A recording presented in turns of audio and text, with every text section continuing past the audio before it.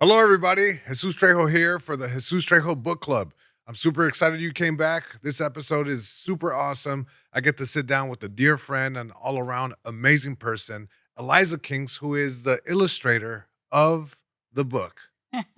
What's up, Eliza? How you doing? Hey, Jesus. How are you doing? I'm so excited to be here. This is great. Like, thank you so much for doing it. This is like the second attempt that we do the podcast. It is? Oh my goodness. I was really wanting like a singing theme for you. A singing thing? We'll find somebody, anyone watching this, if you sing and can put something together, please send it in Yeah. send it into the show. We love to put it on. Yeah.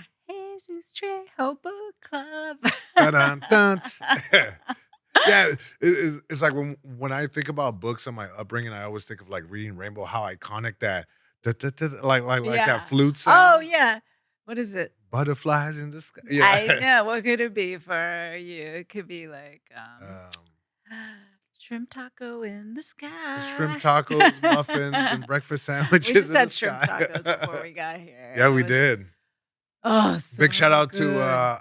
Mariscos Jalisco. See. We stopped Oh. we stopped by and it was really cool. They always treat us with so much respect and love. I mean, they show us so much love and I got to introduce Eliza to the amazing shrimp Ugh. tacos and So yeah, and good. he came over and brought a little sample of aguachile too. Oh my gosh. Yeah, I couldn't handle the heat, but I handled it for a second, and then Jesus, like, finished up. He KO'd the Yeah.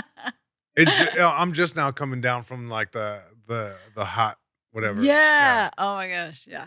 Oh, it was so good. We should Well, go back after today this. we had a very, very long day. We got to do a book event, and for those of you watching, Eliza is a dear friend. We met at the beginning of 2020, right? Yeah.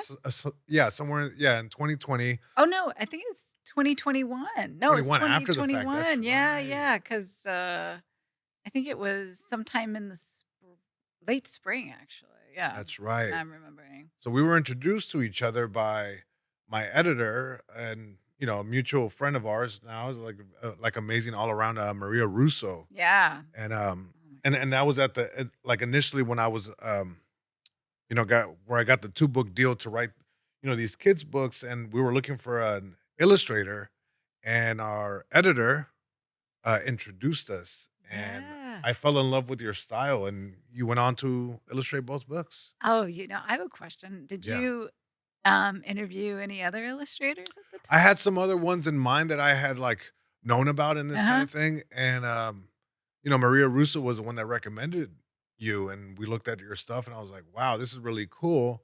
It's like, "Would you wanna, like, have a meeting?" It's like, I wanted to have a meeting, Yeah. and, we ended up talking, and, we hit it off on the Zoom because it was Oh, like a yeah. Zoom call, and man, that was really cool to get to know you a little more, and that's the thing, that was the most we talked until after the fact. We didn't get to hang out until after the first book. Yeah, yeah. I remember because I really prepared, when I get contacted with a manuscript, I look up the author, and I just watched your gosh, it was a AARP documentary? Yes, I had done a documentary called Care to Laugh. Yeah, and it was Yes. about caregiving. I was doing the caregiving for my mother and father, Yeah, and, that was out at the time, yeah. yeah, I watched it and just seeing you and seeing how loving you were with your parents Mm, and then with you.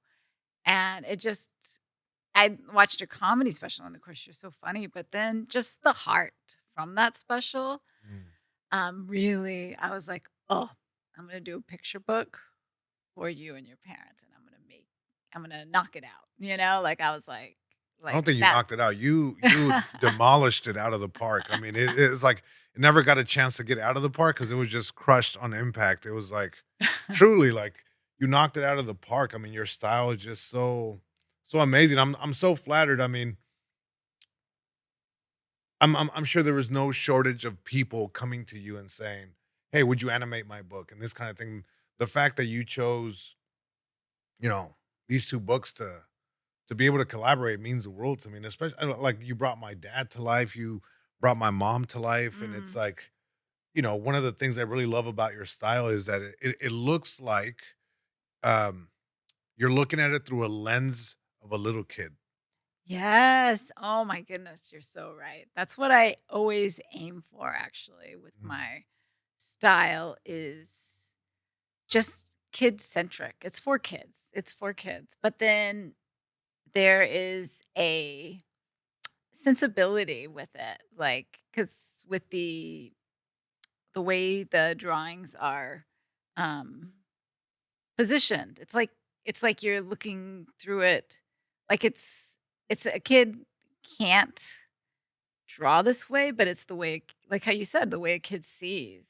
Cause just the way the images come across and they're Mhm. positioned and on the page, and you get to see and you get to know everything going on, and the comedy comes through very well. It's like meant for a kid, but then the adult sees it and they're like, "Oh yeah, that's how Yeah, I used it's to like view the we're looking world." at some characters right now. It's like the inside covers. This is a very special thing when it comes to kids' books.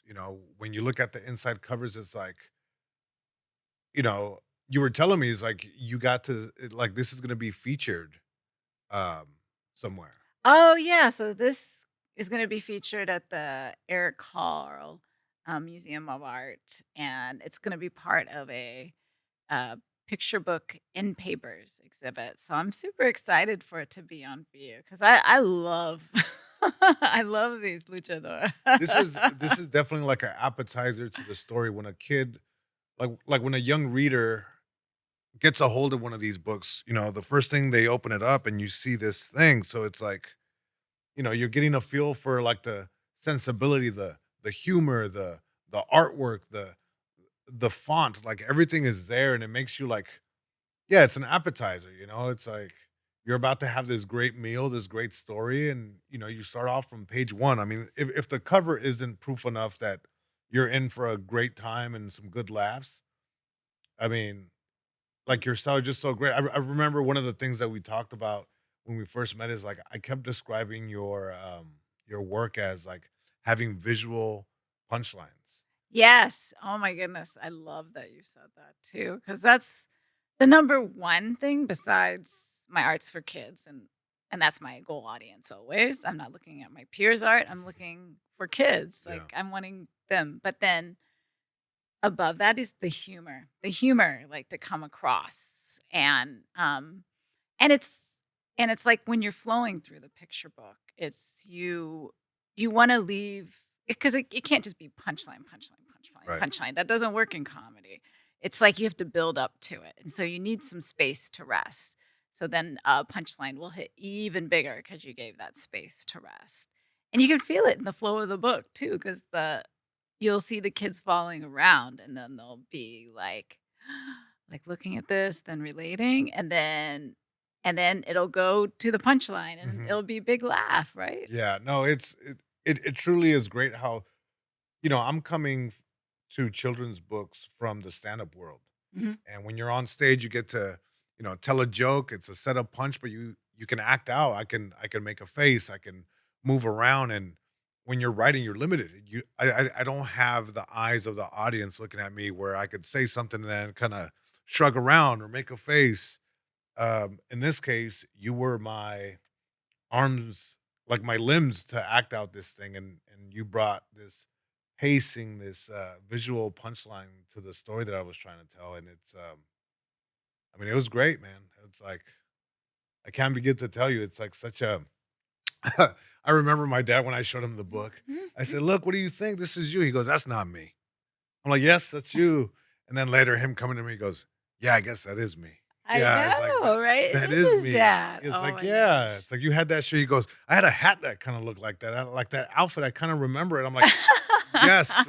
I love your dad so much. Oh my god, his dad is the cutest. He's a cool guy. He's so cute. And then, oh my gosh, I just loved him in his chucks Oh at my god. the Belpre. It's the ALA Awards and the Yeah. Pure Belpre. That was so cool. That was a thing that happened that was really cool. And here, look, we're looking at something that Oh, says "Dedicated to my loving parents, los quiero mucho." That was me, and and, and and you wrote and then for my dad, who always got me queso. queso. He always let me spoil my dinner and he would bring it home after work, like stop at a place and get Yeah, chips and queso for me. And oh my goodness, I love him so much. I think I subsisted on queso and chips for like 3 years when I was a teenager because I was like, I'm so angry. I'm a teenager. I'm not going to eat anything else. Well, queso and chips. I know. That's why I'm only 5'3", guys. That's so funny. Kids, eat other stuff, please. Thank The you. chucks that she's talking about kind of leads us into another really cool part of this book. That this book was a Pura Belpre. Hmm. Um, it received a Pura Belpre honor. So a little bit about Pura Belpre.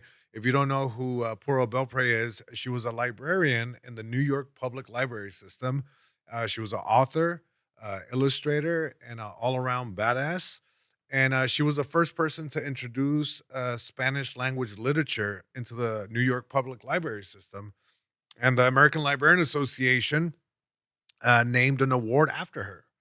And it was really cool to be able to receive that honor, not only as a author, but we got double honors as an illustrator as well. Yeah, it was so amazing. And like I said, it really hit me hard when we got that award because I would have Yeah. been so sad if you didn't win as well. Like it just made me feel like every picture book award should really go toward the author and the illustrator because it's such a team. Because if Mhm. you don't have good art, your writing's not gonna shine. And then Yeah. if you don't have good writing, it's like it just goes both ways. Mhm.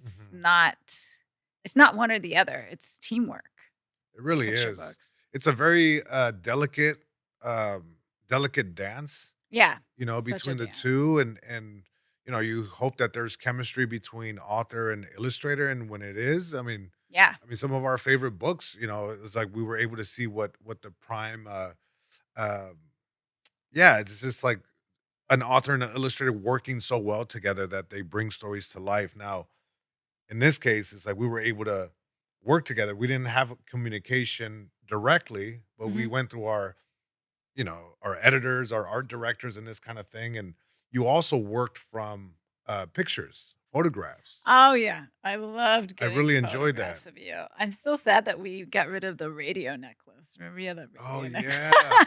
yeah, One of your pictures. Is there like one of those little boombox boom things boxes. that you would Yes. just repeatedly press it and it would be like Yep. and then stop and then your parent would be like, please Please never do not press push that the. button ever again. So yeah, we were able to get this insane award. Like I didn't think we were gonna get it. It's like I didn't know what to expect. It's like we were already getting some good like starred reviews and great reviews from different people. Like Kirkus wrote a Mhm. great review.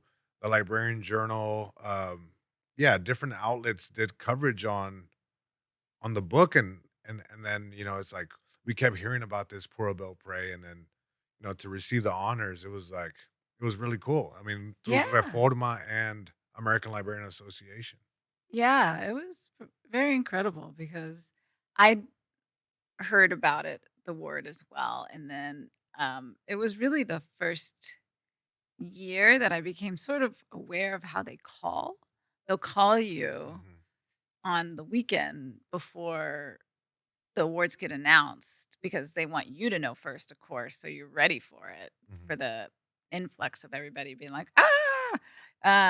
And it was funny. I was on a walk with my husband Fee, and I was like, "Oh, I heard that this is the weekend that you would get a call if you win an ALA award." And we were like, "Oh," and I was like, I hope I win an award one day." And then I checked my phone because I was just No. checking to see if the kids, and I had like 2 missed calls. What? Yeah, and then a call then immediately then just started coming through. And I picked up the phone and they were like, "Hello, Eliza Kinkz." And I was like, "Oh."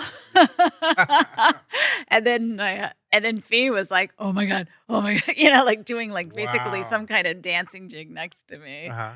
And they were like, "Yeah, you um are going to receive a Pearl Belpre honor." And I was just like, "Oh my gosh." I was like, and I told them, "Thank you. Thank you so much, and thank you for choosing our book, and also this book is important. Like, that's the thing. I got Mhm. very emotional because this book is so important to Latinx kids. Like, it's because it's a book that has humor and heart when talking about a serious thing Mhm. of, like, how hard Latinx people work behind the scenes, like, the backbone, like, of America, and it's just seeing it represented with such love and humor. It's usually told through the scope of it being sad, but Yeah. it's such a joy for us to be here, be in this country and like showing the love of the family. And I was like, thank you, because this award means that this book is going to get in so many kids' hands. Yeah. And yeah, so I got very teary when I was talking to them about it. And then also I was like, I'm getting it because of the cat butts, right? There it is. Oh, yeah, there's me giving my There's award Eliza speech getting at the ALA. acceptance speech. How cool is that? Oh my gosh. Yeah, I got a lot of because I talked also in that speech about humor and the Mhm. importance of humor, again, to tie in, because with talking about important subjects like these, it's humor is usually dismissed, Right. sadly. But humor can be so powerful. It's just as powerful as drama. And I was thanking them as well, like, because making that choice to honor a humorous book along with the dramatic book Yeah. is shows that they are equal. And that's really saying something. And You said something in that speech along those lines. I remember it's like, see, like, do you remember what you said? oh gosh, what did I say? I said comedy you like well, I was making fun of it at the beginning because Yeah. I was like, I told my friend, which I did. I seriously told my friend I would never win an illustration award because humorous illustrators never win Mhm. awards. But then I was like, but now I'm happy to eat my words, Pure Bread Committee. Yeah. and and then I went into singing about how important humorous books are. Because if we truly want representative books Yeah. for our kids, which they keep saying, let's get representative books, we need to honor the humor just as much as drama. Yeah, I think, like, in in my experience, like, when you look at some of the kids' books, I mean, they're all great. I mean, they get published for a reason, right? There's a Yeah, message and they're necessary, but no, definitely. I guess coming at it from the stand-up world, it's like I've dedicated my whole adult life to stand-up comedy. This Hmm. My North Star has been comedy. Yeah, So I'm like, how do I still tell this story of a the subtext of this book is there. It's a kid working with his dad. yeah, I mean, it already speaks volume if, like, yes. the adult readers can't read between the line. It's like the the mom is going to work. Even today when we did the school reading today, Mhm. I said, "Look at the illustration of my mom. Oh, I love that. What job do you think she does?" In unison, all the kids said, "She cleans houses." Yes, they all knew That because it they gave all me have, yeah. chills. It gave me chills, and everybody was on board. And my dad, the stories about my dad being a landscaper. So, how do you tell this story and not focus on the tough parts, but Yeah. instead you laugh, and you can laugh about, like, this is based on a story where my dad said he can tell time based on how much water was in the jug. And, he knew what time it was. And I used to think my dad had superpowers. And then, he goes on to tell me, I know it's time to go home when the Yeah, water's gone. yeah. And I'm like, whoa. So, in true kid logic, when I want to go home early, guess what I'm doing? I'm trying to waste water so we can go home early. Oh, I know, I And, love that. I the love Kid Pixar moment, Logic. it's like this Pixar moment of, like, time and water are precious. They shouldn't be wasted. And yeah, these stories are important to write, but to also illustrate so kids who look like me, who have parents, not only that look like my parents, but speak the way they do. That Yeah. was a big thing to have the Spanish, the Spanglish, I guess you could call it.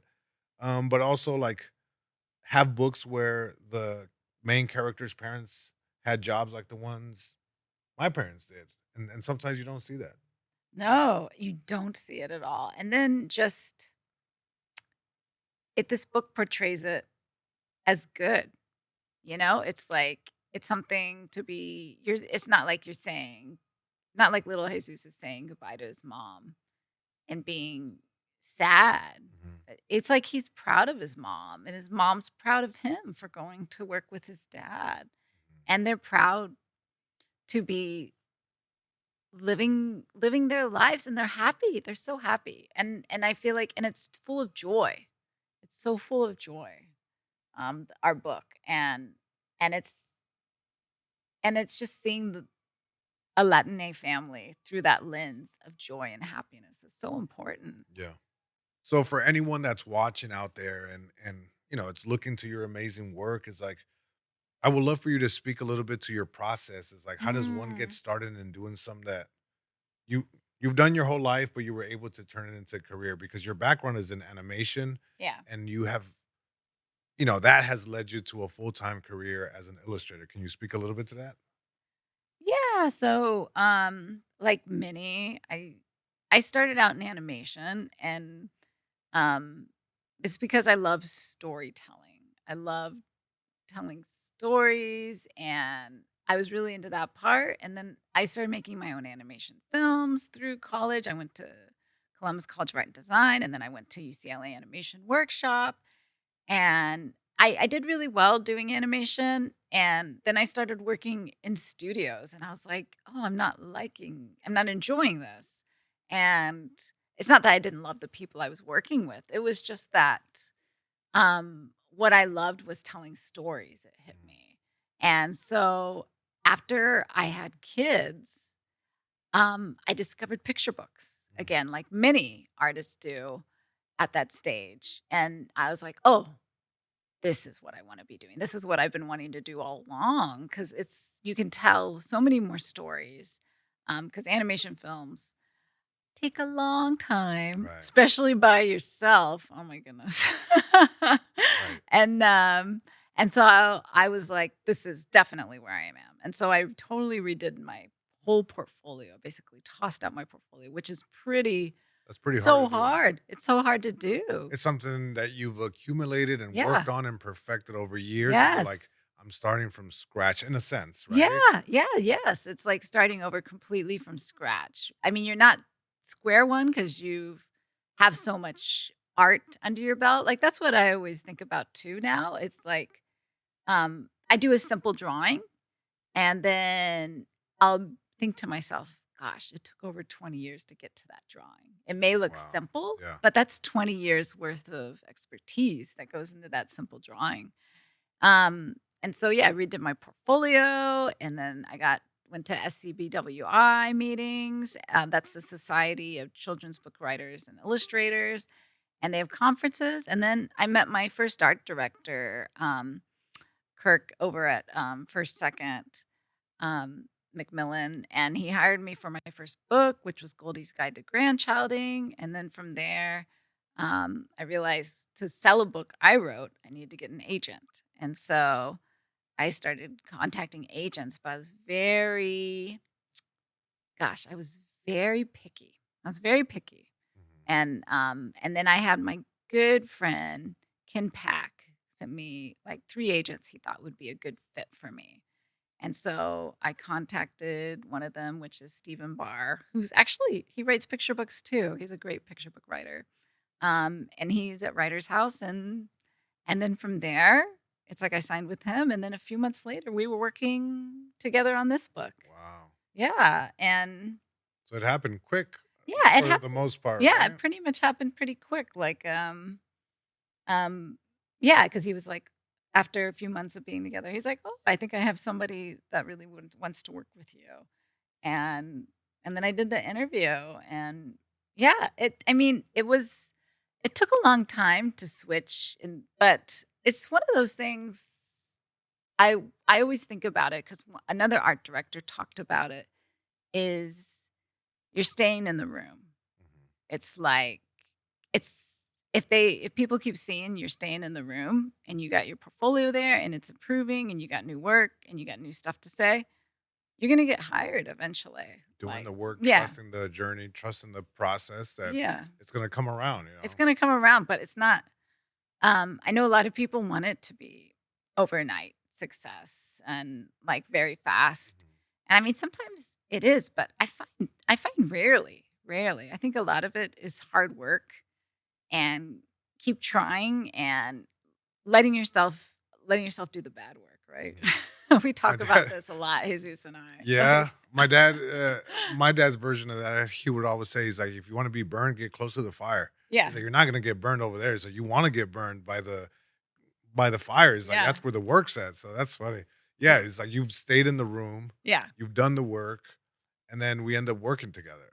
Like Yeah. And so, oh, yeah. And so now I'll go to my process. So, Mhm. um, I well, my process is so if when I first get the manuscript from Jesus, I'll like doodle all over the manuscript. There's actually pictures of it on my website, even.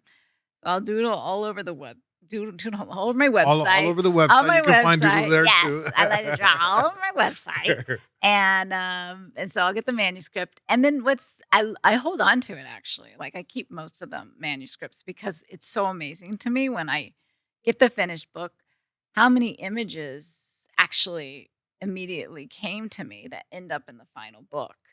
And and so I like to go back and compare because I think that's incredible at the end to me because it's a long process, and so it'll be going back and forth and really making sure the timing's right, making sure the images are flowing nicely, that there's not too many shots or too many, I guess it's spreads that look similar. See, Mhm. sometimes I still use animation talk in my picture book because it's sort of it's a very similar process to storyboarding at the beginning. And so there make sure it flows nice, and then I'll send it over to you and to our editor Maria and my the art director Amelia Mack at the time, and they would go over it together, and I think they Yeah. go over it with you, and then I get notes, and then I go back and make changes based on those notes, and then I send them another version, and then once it's approved, I go to final art, which for me will be I go through and take the sketches and I make it a little bit larger, and then I'll draw like really detailed pencil. Mhm. So it'll be like for example, the cover, like this right here was just probably this drawing, and then like Jesus's dad somewhere in the back. But then I come back and then I add all these details, and then I decide I'm like, oh, I'll add the animals and stuff like that, the sidewalk. And so a lot of times the sketches, because that's just how I work. The sketches, Right. I don't want to overcommit to a sketch because the problem with that, if you overcommit, overdraw on your sketches, it's Mhm. like you get scared to throw them out.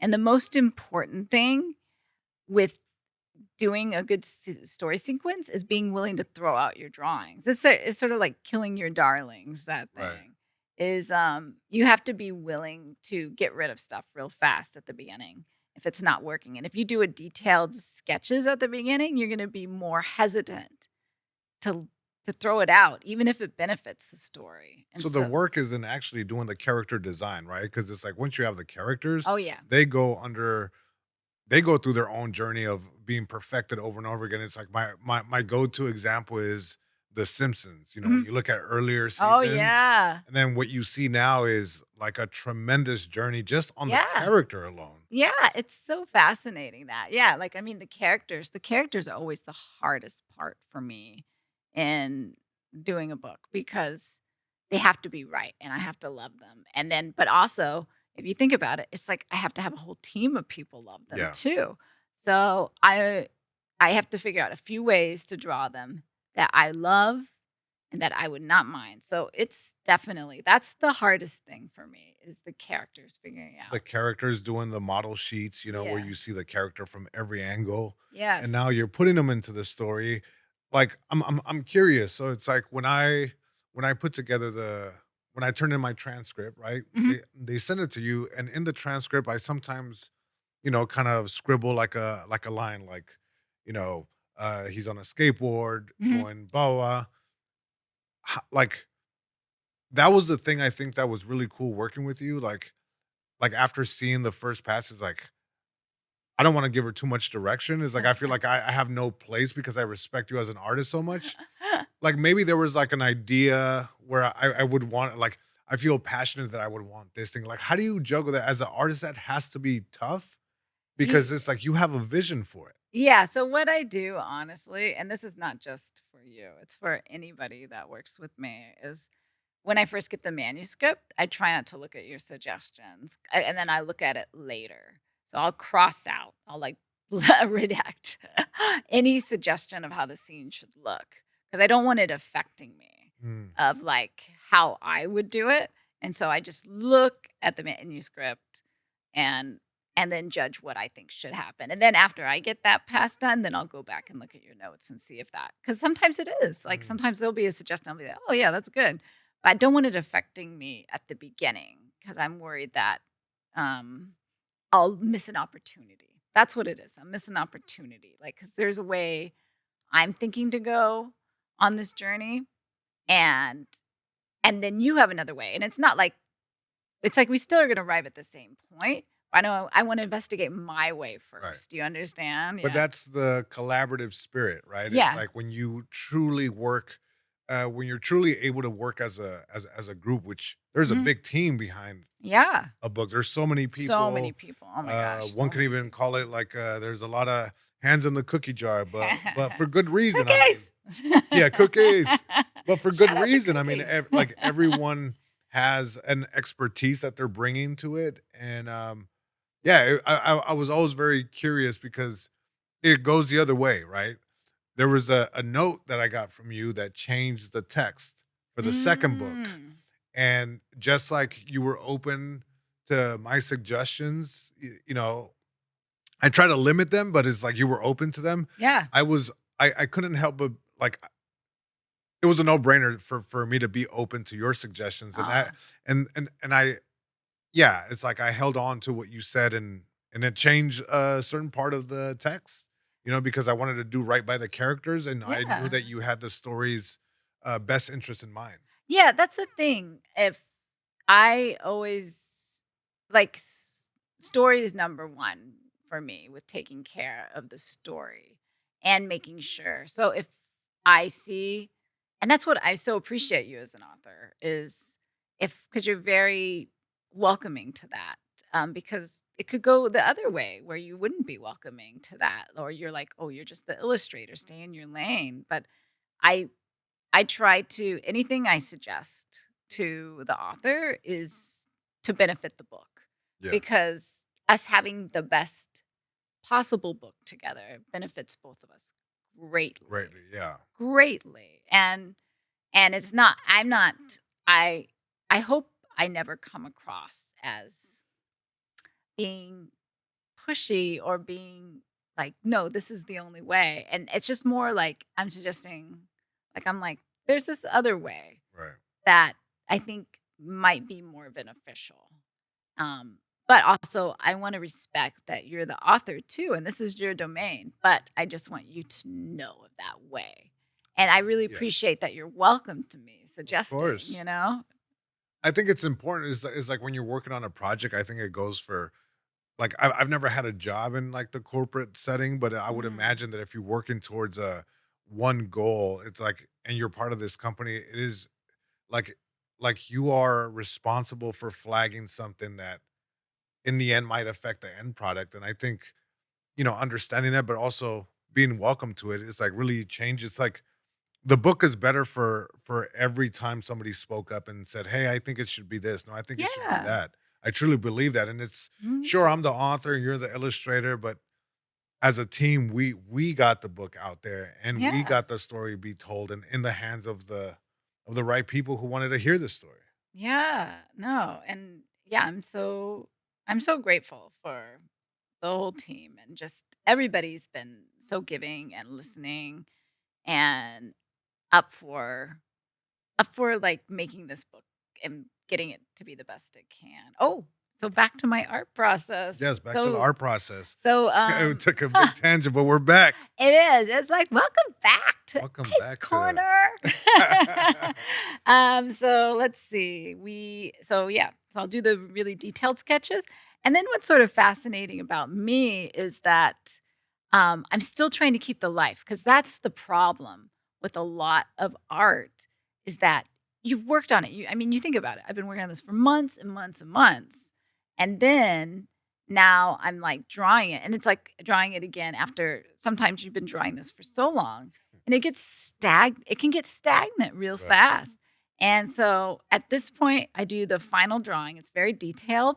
And then I put another piece of paper over that drawing. And then on a light table, I sort of figure out where the colors are going to go. And keep in mind that for doing this, I do make a color map, which is basically the whole book. It's like film strip style, is Mhm. the whole book, the colors figured out for throughout the book. So I can make sure it flows nicely because I want to make sure I don't. And then I look at that and make sure I love it because if there, it'd be real obvious when I've done it before if a sequence of colors not working, and then I'll take that out. And so I'll go through, figure all the colors, and then so I'll take the final drawing, like just one of these. Um, let's see. So just to show you. 'Cause Yeah. I've seen you work. I went to your Oh office space, and yeah. it Jesus is did. I think all chef's authors should, kiss. right? Oh my god. It truly is like you have your own system, Yeah, and I you have do. tables of, like, a row. Oh, yeah. So that's the thing. So, yeah, so once I do it, I'll go through. So I have just the black and white drawing, this drawing right here. And then so I'll put another piece of paper over it and I'll figure out where all the colors go. So I'll mark this orange, green, this like very loosely. I don't have the outline when I do the painting. And so then it's just like a piece of paper with color marks on it if you were to look at it.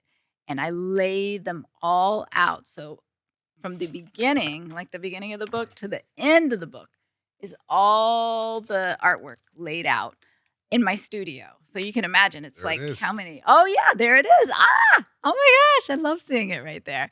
So yeah, all the art from start to finish. And so I start going through it and painting, and I'll mix up a color, and then so maybe sometimes I'll paint 10 drawings at once with 10 paintings at once with that color. I was just about to say that it's like because you're mixing colors in real time, do you say, "Hey, I arrived at the color that I have. Let me go and put this to find continuity throughout the whole book. I'm doing Yes. this color now." Yes, I do. Really? And that's what brings the life to it. Like you can feel the life in my painting because I'm like sometimes I'm like going through and I'm like, "Oh, I have to get this paint down before it dries," you know? Like I have to get through all of them.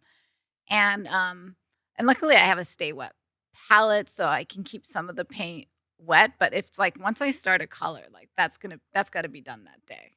It's Is I'm not is coming that back to a it. difficult thing for you? Like I know some like I've even seen some reels where you like there's this guy where they show him a color and he can mix it and get it down. Do you have that ability to like see a color and say, I know what colors to mix to like what ratios to get this? Yes, and I feel it's a bit of a gift for me because I used to work in stop motion and I would be able to figure out the exact colors, just mixing some colors up. And like, I mean, it would take Wow. a lot longer, but now it's a lot easier for me. I just feel it. I'm just like, oh, it'll be this one, this one, this one.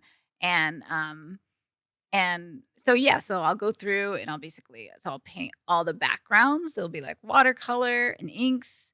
And then I'll go through and paint the, props and stuff, and then that'll be like sort mostly watercolors. And then I'll go through in the characters I paint with gouache because I want them to really stand out Mhm. from the backgrounds. And it's like extra thicker paint. And then from there, then I'll go through and do crayons and pencils. It's like just everything in the kitchen sink, really, with me. I'm always up for trying anything.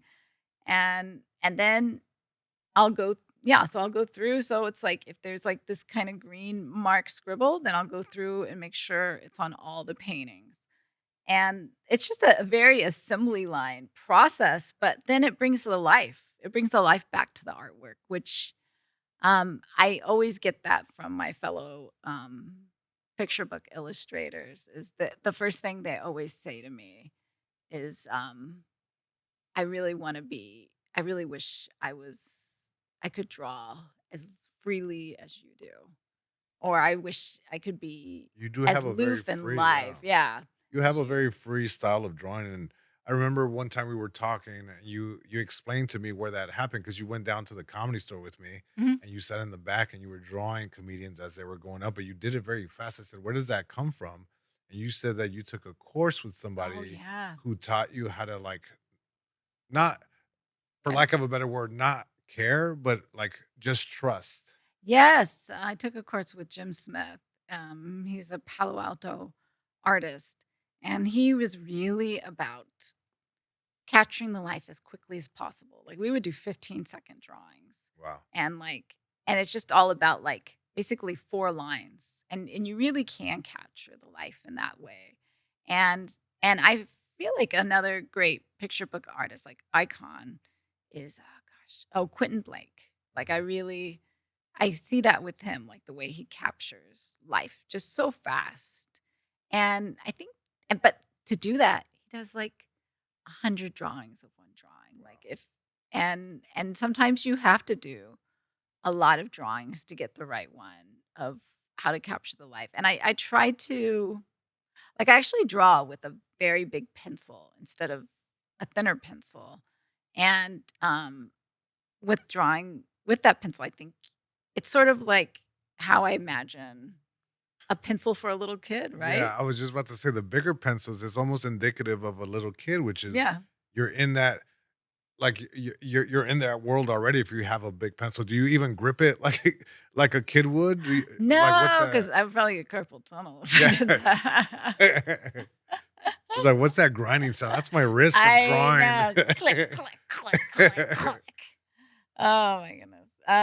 But yeah, so that's basically and then I combine the drawings in the computer because that way I can darken the pencil even more intensely. Mhm. Um, but then when I've been thinking about even starting now to combine the drawings afterwards. I don't Mhm. know, like, because 'cause I've done that before with some of the artwork, and so I might start playing around with that with future books, but, Yeah. um, for right now, it's been just a really lovely process. It's one that came to me this process came to me right before I did my first picture book, and then, because I did some test art, and because I couldn't really afford really quality art supplies till I got that first book, Yeah. and then I went to town. It was like supermarket sweep, except I had to pay for everything. And speaking of, like, other books, like, the next book is, like, you are now, so for those of you listening and coming into this point of the podcast, you went from Goldie's, Guide to Grandchilding. that's the first book. Yes. These are the next 2 that you did, Yep. and now, Oh next year, you have your my very god, you're gonna own. talk about it? Yeah. Are we able to? Yes, please! Oh my Oh god, my it's like gosh, I I'm so we couldn't, yeah, excited. we have to talk about it. So you are now Oh. a author and illustrator of your own Thump, book. thump, thump, thump, thump, thump. What's the name of the book? Miss Taco. Miss Taco. Miss Taco. It's gonna be out April Fool's Day. Isn't that Eh, such a perfect date for me? that's the perfect date for a book. It is. It's for me especially, but yeah, it's all about oh my goodness. It's all about making tortillas with my abuelos, my That's grandparents. great. And then but it talks about mistakes. So that's why it's mistacos. And it's a play on Spanglish, Yeah, the combination of mistake plus taco, Miss Taco. And so it gives families a safe way to talk about their mistakes with kids sure. because it's like we as adults, it's hard to admit we made a mistake, right? Sure. Because we're the adults. We're You're too like, embarrassed. You don't want people to laugh yeah, at you. Any number of things. yes. You're like, no, it's like you're too cool for school at this point. But when you're a kid, I think it's a little easier, maybe, or you get Yeah. introduced to it. Well, I think you get introduced to the idea of being embarrassed to it by because your adults don't talk about it. And then so I Yeah. feel like that's what I want it to be is a safe space for kids to talk about their mistakes Hmm. with adults and then for the adults to share their mistakes. Oh, There there it it is. is. Oh my A goodness. tale Oh, of I can't tragedy wait. y tortillas. I know. So good. It's so good. I mean, like your style just speaks Oh my already goodness. volumes. It's like I want to read it now. It Oh my looks so goodness. good. Yeah, and there's like It's not exactly. Like, that's the thing I wanna say to everybody. This is not exactly my family, but it is pretty exactly my family. That's so Like, that's cool. definitely a homage to my Lita and Lito. So let me ask you this, Mhm. as now an author and illustrator of your own book, Yeah. is there any part of the process that is different from, like, maybe just illustrating just, like, either one of these books? Is it faster now that you're the writer and illustrator, or does it become a little more difficult because now you find yourself kinda changing the text and vice versa, like, having to go back and forth? What is that like? Oh, yeah, that was really fascinating for me, is going back and forth, and then, really getting the text right beforehand, and I it was very interesting how, um, forthright I am with getting the text right. Like, I'm just not shy about it, and I mean, I'm not shy about my art, but I was really surprised how much I would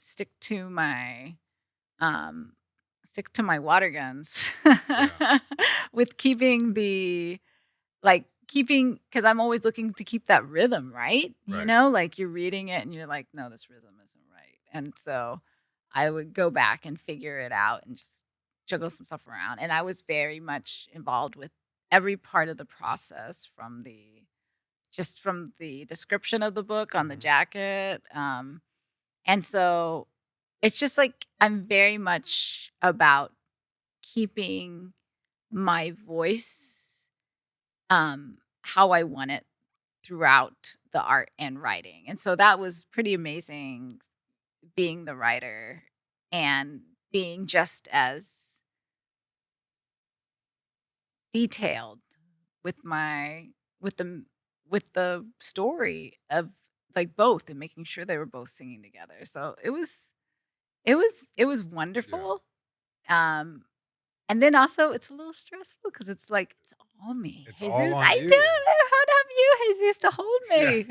But Hold me, but going into Miss Jesus." Taco, right? It's like Yeah. you illustrated you had already illustrated 3 books, right? Yeah. And the last, like the last 2, we worked together and we've done school events. So it's like what's working in the classrooms and the libraries when we do public readings Yeah. and what isn't. Did any of Oh. those things factor into the way you approached this book?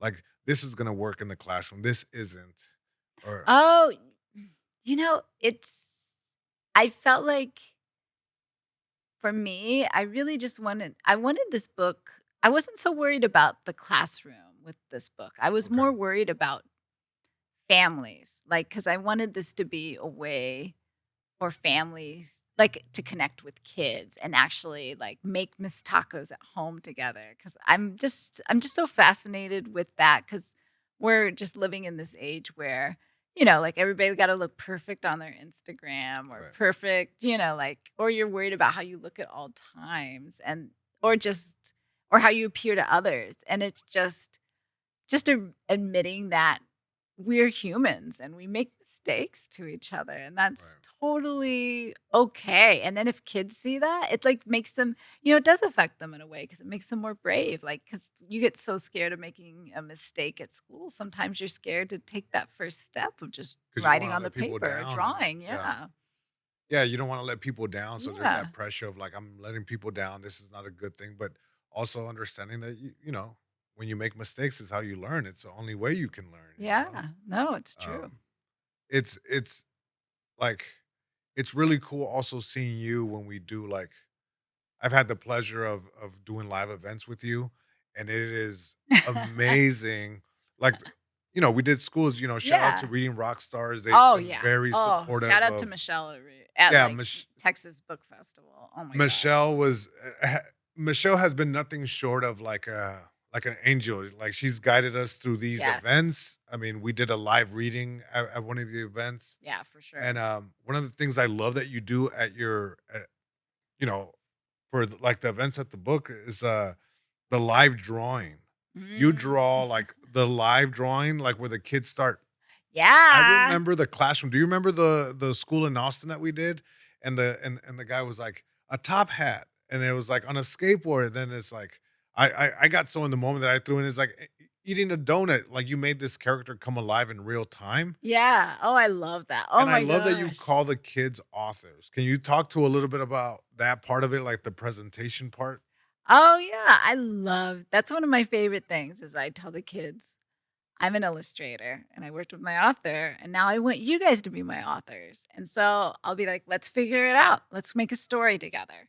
And then so I'm like, "Think of a character," and I'm like, "It can be pineapple, it can be a cloud, it can be whatever you want. It can be a little boy, it can Yeah. be, your teacher. Like, what do you want it to be?" And then a lot of time the kids will be like, "Pikachu," and I'm Yeah. like, "Well, great, I have to draw Pikachu." But then I always tell kids, I'm like, "I'm not gonna draw Pikachu exactly how you want Pikachu. I I think that's draw brilliant that you Eliza say that. Kinkz Pikachu." 'Cause it is, it's like that's what makes it fun for me is drawing my version of that character, and a lot of times the kids, like, love it, and they like, because 'cause they're like, "That's such a funny Pikachu," You and did then, that yeah, today. You did yeah, that today at the school, and I thought it was really cool. Like, I've heard you say it before, but it sat with me different because it's like, what a great way, like, empowering way to tell young readers of like, okay, you want me to draw Pikachu? I'm gonna do it, but the way I see Pikachu. And I think that's yeah, so great because it tells them that it's okay for you to do your version of it, yeah. not necessarily the one that, you see on TV or whatever. I thought that was really cool. Oh, I know, and because I think that's when kids become scared of drawing is when they see somebody else tells them, "That's not how you drew that," and, Right. and then they get scared to draw because but it's everybody's point of view of the world is just so, so good, like how you draw Pikachu, oh, yeah. So good. Oh my god, I'm still sad that I didn't get that in the book. Maybe the 3rd one is, like, the peacocks in the swimming pool with Jesus. Oh, that's great. Oh my gosh, I love that drawing so much. Such a great one. But Yeah, it's like but yeah, like, going back to it, it's like I love calling the kids my authors because 'cause they're so excited because it's telling an adult what to do. They're yeah, telling me what to do. They're my bosses for the next 15 minutes. right. And then we create this story, and I'll read it, and then a lot of time I'll be like, would you guys get this book at the library?" And they're like, Yeah. "Yeah! Yeah, get my book!" And it's just oh gosh, I just love it so much. That's like one of my favorite parts of visiting schools is just drawing with kids and having It them tell me inspires what to them for do. sure. Oh, It inspires them because you definitely see the do you remember when we were, I forget what the school was. It was a Reading Rockstar program. So they mhm. brought us in, and there was a young lady Oh. who wanted to meet you so bad, and she ended up leaving, right? She ended up having to return to her classroom because Yeah. she was crying. So the principal had to go in there, brought her in, Mhm. and she just wanted to show you something. Oh, You sat there and drew something with her. yeah. That was really cool. Do you find that kids are like really, pun intended, drawn to you because you're able to draw? Yes, they are very drawn to me. Yeah, This is yeah, they're drawn to you because they like I want I feel like being able to draw as a kid is like top currency. It is. No, it is. That's the Like, coolest kid on the it's yard. like Hey, he can draw. yeah, What? it's like I'm a Pied Piper magician when I'm in there. I'm like like rock star, like because I draw and then I draw for them. They know it. They know it immediately when they see my drawings. Yeah, I've been told by kids like you're my favorite. You're my favorite illustrator. And that oh my gosh. What that's That's huge. that's huge to me to hear that when they tell me that. And but it's also cuz gosh, I love kids so much and I just can't get enough of talking to them. And I think that's part of why I love doing that drawing exercise cuz I get to talk to so many kids cuz it's like so many kids' minds putting together this image of what they think I should draw. Mhm. And but yeah, oh my goodness, I was so happy to draw with that kid. And that's the thing, like whenever I meet one of the kids that love us, I just greet them, I hope with 150% more excitement than they do because I'm that excited to meet them. And I feel like that's the way kids should always be greeted. Like they're the most important person in the room because they are. They're kids. Yeah.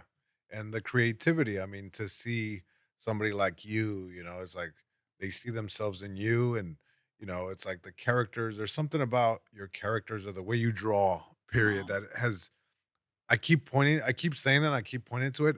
Mo Wellum said something like along those lines, like when he draws a character, that he thinks about, like, can a young reader replicate this drawing? But Mm.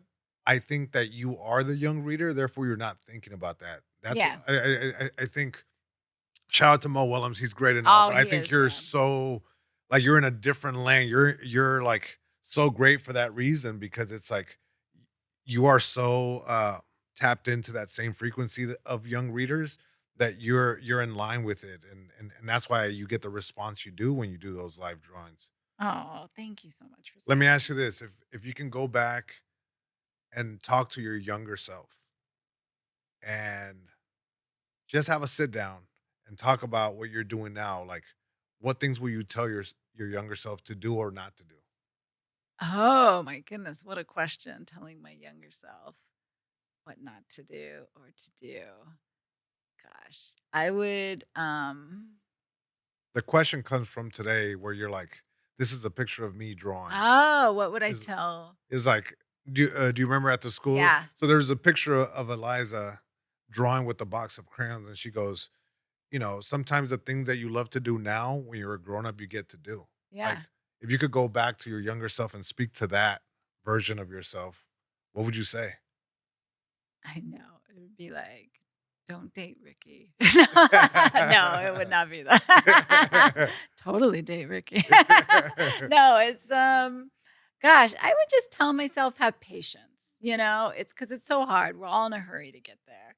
And I feel like I had a lot of patience, but it's just like just be patient and just enjoy the ride and just love like, just keep drawing, and it's okay. There's gonna be a lot of bad drawings because 'cause you're trying to do something new. Because that's what I feel like I was always after is a new style, and that's not an easy journey when you're creating a new style, and it's also not an easy journey when you're doing a style is not gonna resonate with your illustration peers at time, but I know it resonates with the audience I've always been after, which is kids. You do a great job. I mean, we're looking at a video here from my Instagram, but it was like a footage. You're looking at footage from my elementary school. When we got there, Oh. those pictures were already on the wall. Yeah. Oh Not my only did the gosh. kids read the Oh, book, I love they those broke out pictures. and drew these characters over and over again. Like, It's I so can tell you as an good. author, that feels like my characters resonate Yeah. with kids and, that my Fancy art. parents that my parents, it's like my parents are being honored in this way. It's like imagine having parents that could barely read and write in their own language and to see themselves in a book. And not only that, but readers who love the characters just as much. It's like you as an illustrator, when you look at these drawings, when you go to a school, what is that like? What comes up for you? Oh my gosh. I can barely look at them honestly because I'm so moved that kids like love the illustrations that much to make these drawings. And then also a huge wave of jealousy goes through Yeah. too. Because I'm like, oh, they're so good. Why are they so much better than me? Stop being better than me, children. But they're just so good. Just the way they draw. I'm just like, I'm always so enamored with just the way kids draw, the way they see the world. It's magic. Magic. and Mágico. It really is. It's magic, and you are the creator of lots of magic, and I can't wait to see you continue to create that Aw. magic. I want to thank you for coming down and doing this podcast. I've told you many times, and I'll continue saying it, I'm so grateful for your friendship, for your work. You Oh. mean so much to me because I mean to be able to jumpstart my book career with an illustrator like you is special, and I have nothing but the utmost respect and love for you and your family. You've shown Ugh. nothing but the utmost love and respect to my family. So, Wow! and So get the tissues good. I ready. love you. I love you so much. Te amo, Jesus. Appreciate Oh you. my And gosh. Jesus. yes, make sure you check her out. At Eliza Kinkz on Instagram. Look out for her new book Oh my goodness. dropping April Fools next year, and that's the name of the book is Miss Miss Taco. Taco. Miss And Taco. you can go to check out these two books, Papa's Magical Water Jug Clock and Mama's Magnificent Dancing Plantitas. Um, yeah, we're getting ready for tomorrow. We have a big event here in town in Long Beach at Plantitas. That event will already have passed by the time you see this episode, but we felt like we needed to share that. I know you can get a time machine. Don't Yes. Well, thank you so much. We'll see you next time. This is Jesus Trejo's Book Club. worry.